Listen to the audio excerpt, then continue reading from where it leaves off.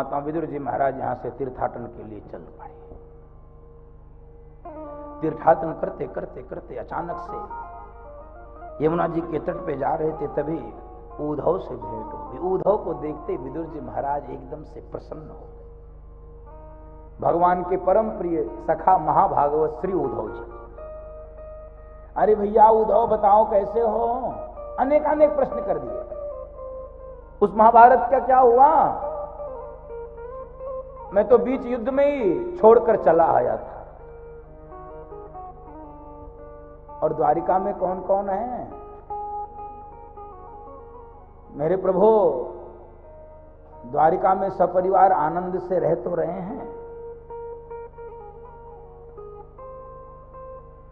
सबकी कुशलता के प्रश्न जब पूछा है विदुर जी ने,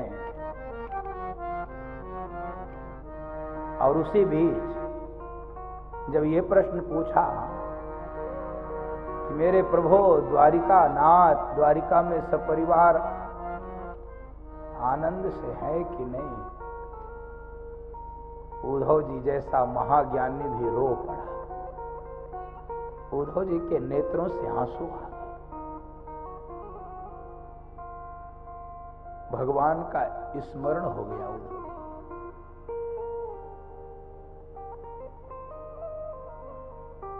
विदुर जी,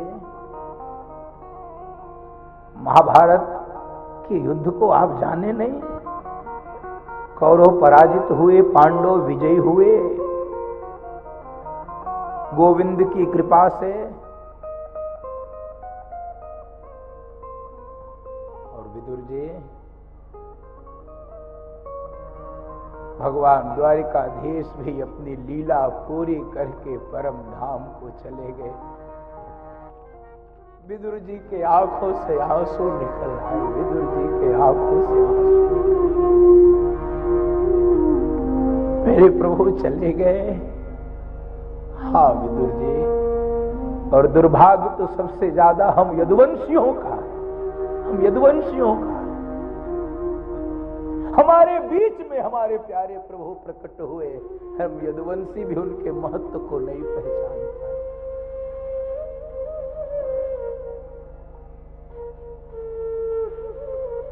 लेकिन विदुर जी, प्रभु ने बहुत बड़ा बोझ हमको देकर भेजा है। प्रभु ने कहा था कि उद्धव, मैं जब हस्तिनापुर गया था, विदुर काका और विदुरानी काकी ने मेरी बहुत सेवा की थी। मैं उनको कुछ दे नहीं पाया, उनको धन्यवाद भी नहीं बोल पाया हूं। कभी विदुर जी मिलेंगे तो मेरा उनको दिव्य उपदेश कह देना, और कह देना कि द्वारिकाधीश विदुर काका को स्मरण कर रहे। बंधु माताओं, ऐसा आंसुओं का बाढ़ आ गया है। उद्धव जी रो रहे, बोलते बोलते, विदुर जी सुनते सुनते रो रहे। उद्धव भैया, मेरे प्यारे प्रभु मुझको याद करके गए और कह रहे थे कि अरे कुछ भी सेवा नहीं कर पाया, मैं कुछ भी सेवा नहीं कर पाया।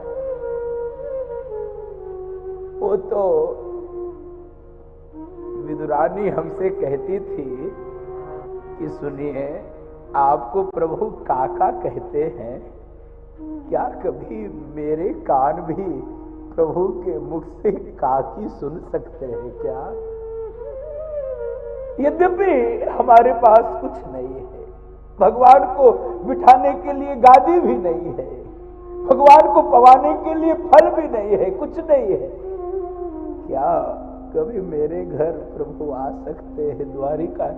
ये विदुरानी मुझसे हमेशा कहते थे, प्रभु को एक बार तो निमंत्रण दे दीजिए, प्रभु हस्तिनापुर आए हैं, एक बार कह दीजिए। उद्धव, मैंने विदुरानी के कहने से प्रभु से कहा, प्रभु मेरी कुटिया को भी धन्य करिए। प्रभु ने एकदम आश्वासन दे दिया, आश्वासन दे दिया। प्रभु मेरे घर में आए। धन्य है ऐसे प्रभु को जो छोड़ के संसार को भजता है, वो अभागा ही होता है बंधु, वो अभागा होता है। वो द्वारिकाधीश पहुंचे, उद्धव को बता रहे विदुर जी, मानो इतनी भूख लगी हो उनको, लेकिन प्रेम में इतनी विह्वल थी विदुरानी, बथुए के साग खिला दी प्रभु, खा ली बथुए। दुर्योधन की मेवा त्यागी, साग विदुर घर। और इतना ही नहीं हुआ, प्रभु की लीला सुनो, भाव में पागल हो गई थी। केले के छिलके को प्रभु को दे रही थी, केला फेंकती जा रहे थे, मेरे प्रभु मुस्कुराते हुए छिलके खा रहे थे। एक बार भी नहीं कहे कि काकी हम छिलके खा के भी प्रभु ऋणिया हो जाते हैं। बंधु माताओं, आज विदुर जी महाराज भगवान को स्मरण करके बहुत रोए हैं। मेरे प्रभु के प्यार से हम सब वंचित हो गए, हम तो दर्शन भी नहीं कर पाए। और बंधुओं माताओं, इसलिए कहा जाता है कि भगवान प्रेम के कारण अपना नियम तोड़ देते हैं, लेकिन भक्तों के प्रबल प्रेम के पाले पड़ कर प्रभु को नियम बदलते देखा, प्रभु को नियम बदलते देखा। अपना मान भले टल जाए, अपना मान भले टल जाए, भक्त कमान न टलते देखा, भक्त कमान न टलते देखा।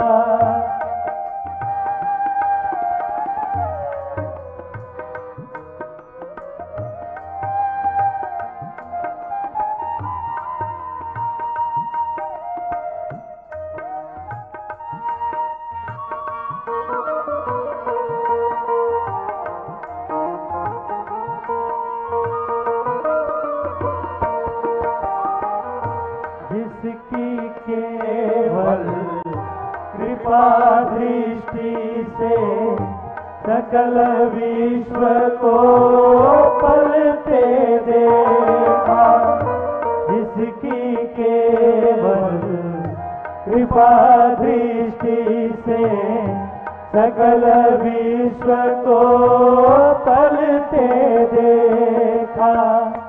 उसको गोकुल में माखन पर, उसको गोकुल में माखन पर 100 बार मचलते देखा, 100 बार मचलते देखा।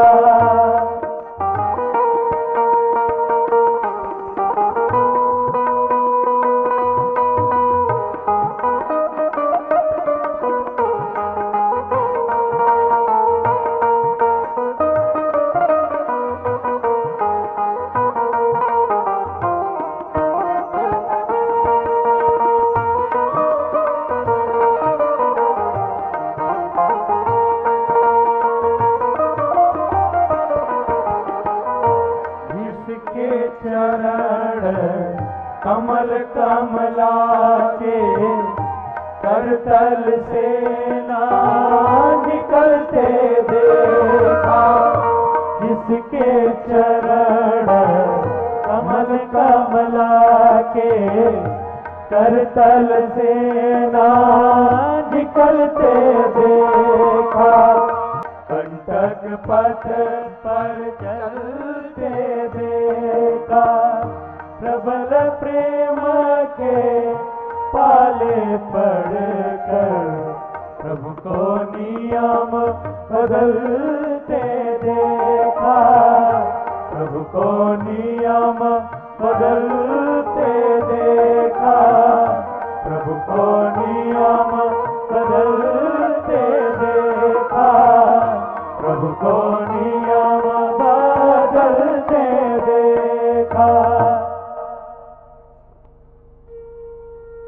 विदुर जी, भगवान आपके लिए दिव्य उपदेश, कहाँ मिलेगा वो दिव्य उपदेश? उद्धव जी ने कहा, मैत्रेय मुनि आपको मिलेंगे, उस दिव्य उपदेश को सुनाएंगे। और बंधु माताओं, कहाँ मिलेंगे, कैसे मिलेंगे? उद्धव जी ने कहा, जाइए गंगा जी के तट पर मैत्रेय मुनि से भेंट होगी। विदुर जी महाराज हरिद्वार में आ गए, गंगा जी के तट पे टहल रहे थे, तभी अचानक से मैत्रेय मुनि प्रकट हो गए। विदुर जी ने मैत्रेय मुनि को प्रणाम किया। मैत्रेय मुनि ने कहा, अरे विदुर जी, मैं तो आपको ही खोज रहा था।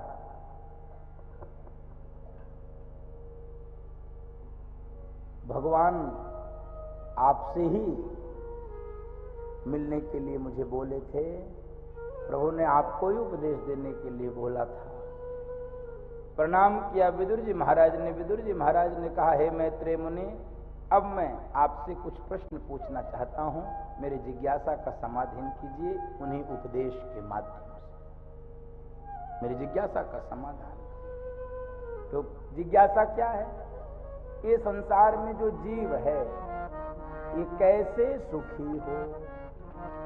सुखाय कर्मा करोति लोको नातै सुखम वा न दुपारमं वा। सुखाय कर्मा करोति लोके नातै सुखम वा न दुपारमं वा। विन्देत भूया ततदेव दुःखं यदत्र युक्तं भगवान् वदेना। विन्देत भूया ततदेव दुःखं यदत्र युक्तं भगवान् वदेना। यदत्र युक्तं भगवान् वदेना। जीव कैसे सुखी हो? इस संसार में सब लोग सुख प्राप्त करने के लिए प्रयत्न करते रहते हैं, और जितना ही सुख प्राप्त करने के लिए प्रयत्न करते रहते हैं, उतना ही दुख के दलदल में घुसते चले जाते हैं। जीव प्रयत्न कर रहा है सुख प्राप्ति के लिए, जीव कैसे सुखी हो? प्रश्न है, जीव कैसे सुखी हो? और समस्या क्या है? हम पूरा जीवन सुख प्राप्त करने के लिए लगाते हैं, और जितना ही सुख प्राप्त करने के लिए बढ़ते जाते हैं, उतना ही दुख के दलदल में। क्योंकि एक सुख पूरा होता है, एक इच्छा पूरी होती, दूसरे का जन्म हो जाता है, और इसी प्रकार से व्यक्ति अनंत इच्छाओं को पूरा करते करते ही मर जाता है, लेकिन अंत में सुखी नहीं। बंधु माता, पूरा मनुष्य जीवन का पूरा इतिहास उठाकर आप देखिए। एक राजा ने अपने राज्य के एक विद्वान से कहा कि मुझे मनुष्य जीवन का इतिहास चाहिए, पूरे मानव जीवन, पूरा एनसाइक्लोपीडिया चाहिए। उस विद्वान ने कहा कि महाराज, ये लगभग 100 वॉल्यूम में बनेगा, 100 खंडों में मनुष्य जीवन। कहे इतनी उम्र मेरी बची नहीं, 100 वॉल्यूम कैसे पढ़ूंगा? कुछ कम करो। कहे 50 करते रहो, 50 में भी नहीं होगा। कहां पढ़ पाएंगे? कितना पढ़ पाएंगे? समय कम है, 10 कर दो। 10 हो गया। राजा ने कहा नहीं, 10 भी नहीं पढ़ पाऊंगा। ध्यान से सुनिएगा। तो अंत में उस विद्वान ने कहा, महाराज, मनुष्य जीवन का सारा इतिहास, सारा संघर्ष बता दूं? केवल 2 शब्द का है। राजा ने कहा 2 शब्द का? कहे हाँ। कहे क्या? Earning and die. Earning and die, no living. तो प्रश्न है, जीव कैसे सुखी हो? जीव सुखी कैसे? उसको सुख कैसे?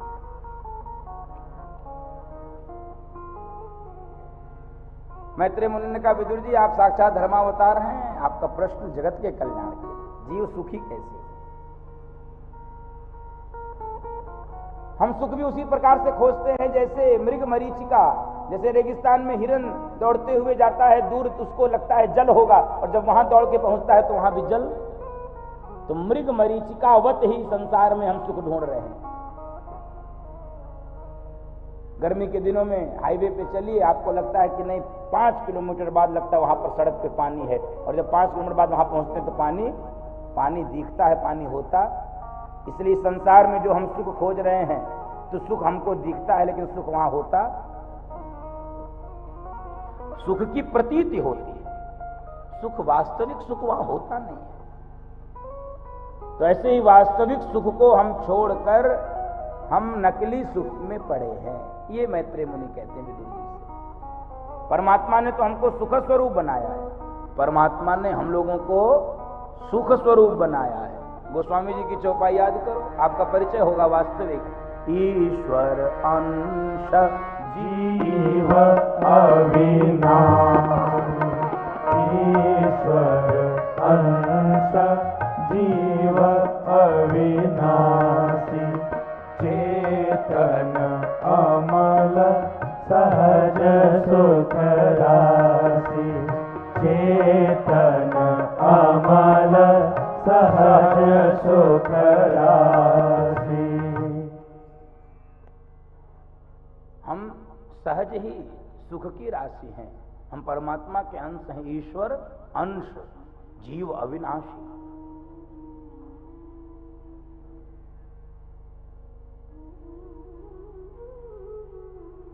लेकिन हम संसार में सुख ढूंढ रहे हैं, भीतर सुख है, भीतर नहीं जा रहे हैं। कस्तूरी मृग के पास होती है लेकिन वो दौड़ दौड़ कर खोजता रहता है। सुख हमारे भीतर है, हम संसार में खोज रहे हैं, और जब संसार में सुख खोजते हैं तो परमात्मा ने संसार पे बोर्ड लगाया, उस बोर्ड को पढ़ते नहीं है।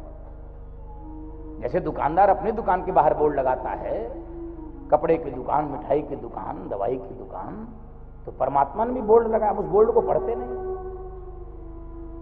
इसलिए भीतर चले जाते हैं, सोचते हैं हाँ सुख मिल जाएगा, सुख मिलेगा क्या, बोर्ड को हमने पढ़ा नहीं। जैसे गर्मी के दिनों में एक पिता ने अपने पुत्र से कहा कि जाओ आम ले आओ। बेटा आम लेकर आए, उसने पिता ने कहा बाल्टी में भिगो दो इसको, गर्मी निकल जाए तब मैं खाऊंगा। और बेटा खेलने के लिए चला गया, बाबूजी ने बाल्टी में हाथ डाली तो हाथ में मिट्टी मिट्टी मिट्टी मिट्टी। बेटे को बुलाया, दिमाग खराब है तुम्हारा, है तुमसे आम लाने के लिए तुम मिट्टी लेकर आए हो? अरे हो दुकानदार से चल के पूछो, हमने तो आम लिया था। दुकानदार, दोनों बाप बेटे दुकानदार के पास पहुंचे, दोनों दुकानदार से चीखने लगे, क्यों तुमने मिट्टी दे दिया, फल हमने मांगा था। उसने कहा बाबूजी दुकान के बाहर बोर्ड तो पढ़ लो। दोनों बाप बेटे बाहर बोर्ड पढ़े तो लिखा था नकली फलों की दुकान, जो आप अपने ड्राइंग रूम में सजाते हो, अपने डाइनिंग टेबल, टोकरी में आम सेब शरीफा रखे तो रहते हैं, लेकिन होते किसके हैं वो? मिट्टी, तो मिट्टी पानी में जाएगा तुम्हें। ऐसे ही परमात्मा ने संसार को बनाया तो बोर्ड लगा दिया गीता में, दुखमालयम अशाश्वतम। गीता जी में वर्णन है, ये संसार क्या है? दुखालय। अब दुखालय में सुख कैसे मिलेगा? आप कपड़े की दुकान पे जाकर कहो कि जरा 1 किलो लड्डू दे दो, लड्डू मिलेगा कपड़े? और मिठाई की दुकान पे जाकर कह दो कि भैया हमको जरा 1.25 मीटर लाल कपड़ा दे दो, मिलेगा? नहीं। सब्जी की दुकान पे जाकर कह दो हमको जरा पैरासीटामॉल दे दो, मिलेगा?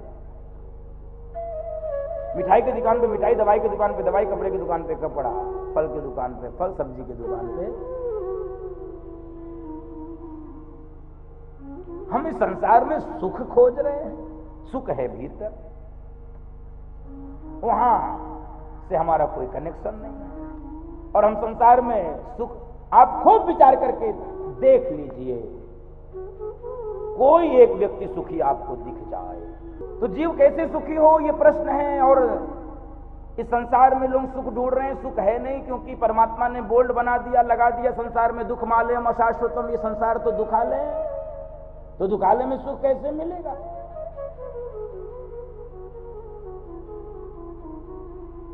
सबको अलग अलग प्रकार का दुख है जीवन में। मैंने एक छोटा सा उदाहरण दिया, चूंकि दिल्ली में चुनाव भी चल रहा है इसलिए मैंने वही उदाहरण दे दिया। सबको कुछ न कुछ चाहिए। जो राजनीति में आ गया उसको टिकट चाहिए, जिसको टिकट मिल गया उसको जीत चाहिए, जिसको जीत मिलेगी उसको मंत्री बनना, जिसको मंत्री बन उसको कहीं जुगाड़ लगा के मुख्यमंत्री बनना है। अर्थात नहीं बन पाए मुख्यमंत्री तो सोचते हैं विभाग ही ऐसा मिल जाए जिससे कई पीढ़ियां सुधर जाएं। वो जनता की सेवा थोड़ी कठोर बात है, लेकिन कभी कभी बोलना पड़ता है। बहुत मीठा बोलने से लोगों को आजकल शुगर हो गया है। हाँ, कभी कभी ऐसा बोलना पड़ता है। सेवा के जितने आयाम थे इस देश में, सब व्यवसाय के आयाम बने, सब व्यवसाय के आयाम। व्यवसाय बुरा नहीं है, लेकिन ये छद्म व्यवसाय बुरा है। व्यवसाय बुरा नहीं है, यहां तो सब व्यवसायी लगभग बैठे हैं। सारे आयोजक तो उसी वर्ग के हैं, वणिक वर्ग के हैं, व्यवसायी वर्ग के हैं। इनका प्रत्यक्ष है, इनका प्रत्यक्ष व्यवसाय है। ये छद्म व्यवसायी नहीं है। ये तो व्यवसाय भी करते हैं, धर्म का काम भी करते हैं, लेकिन ये छद्म व्यवसायियों से, ये छद्म सेवा करने वाले लोगों से बहुत संकट उत्पन्न। तो इस संसार में कोई तन दुखी, कोई मन दुखी, कोई धन बिन रहत उधार, थोड़े थोड़े सब दुखी, तो सुखी राम के नाम।